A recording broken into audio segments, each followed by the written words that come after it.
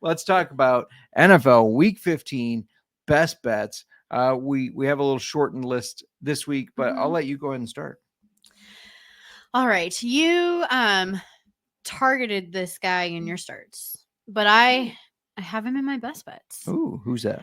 That would be Brian Robinson. Mm-hmm. So, I mean, you already kind of laid out exactly why he should have a big day, but I'm taking Brian Robinson over 76.5 rushing yards. This is at minus 125.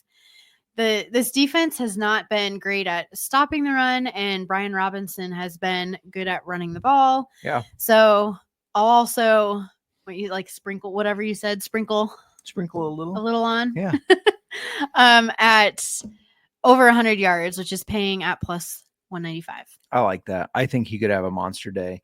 I'm going to jump right into my anytime touchdown parlay.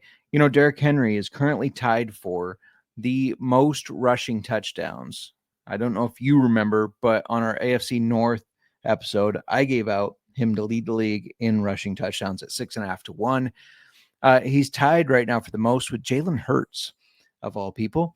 And I'm taking both of them, and I'm adding David Montgomery. Everybody to sit. That's fine. Yeah, continue. No, I think he still gets a rushing touchdown. I'm taking both of them. I'm adding David Montgomery, who's just one touchdown behind them. Kyren Williams is also just one touchdown behind them. So if you're watching and yet us you live, really are down on him. Sorry, I can't help it with my comments. Can I finish my bet here?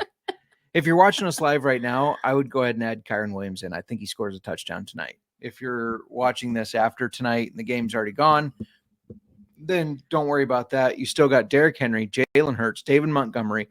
I'm throwing in Chuba Hubbard. You talked about how he's going against a really bad Cowboys defense. I'm throwing in Joe Mixon, who's been a dog all year when he's been healthy. If you don't throw Kyren in here, it's 8 to 1, but with Kyren, it's plus 1389, almost 14 to 1. And I really like that bet. I think all of them score the touchdown. Obviously, that's why I'm placing my cold hard cash on them. But yeah.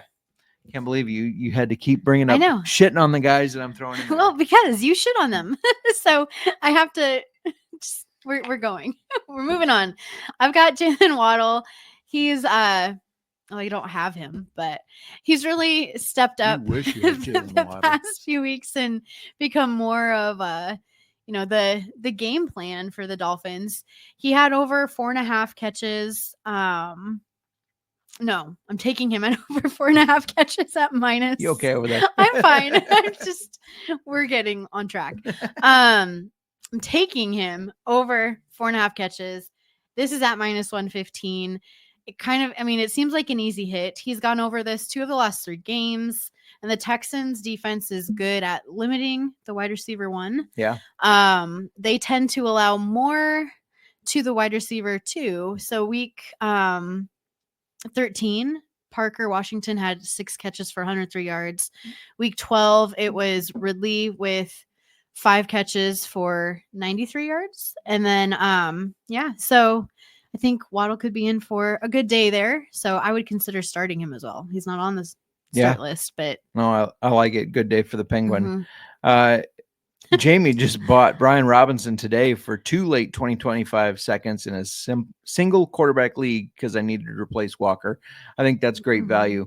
I think he is a stud. I do think that he will continue to be the Commanders' running back. I think they'll wrap him up when his rookie contract is over as well. So I like that a lot. And 2 late 2025s. I mean, I don't think you're going to find some value there, but not as much as what I feel like Brian Robinson has to offer right now.